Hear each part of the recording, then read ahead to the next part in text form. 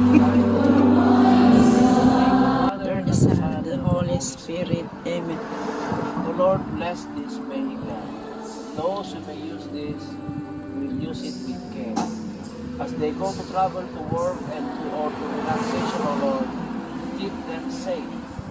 And send forth your angels and your saints to accompany them by day and night. Amen. Amen. Our Father, who art in heaven, hallowed be thy name. Thy will be done.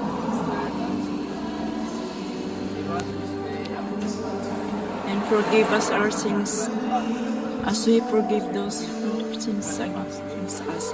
And lead us not into temptation, but deliver us from evil. I speak. Amen. Mary. Praise the Lord, sweetie. Blessed art thou, blessed is the fruit of thy womb, Jesus.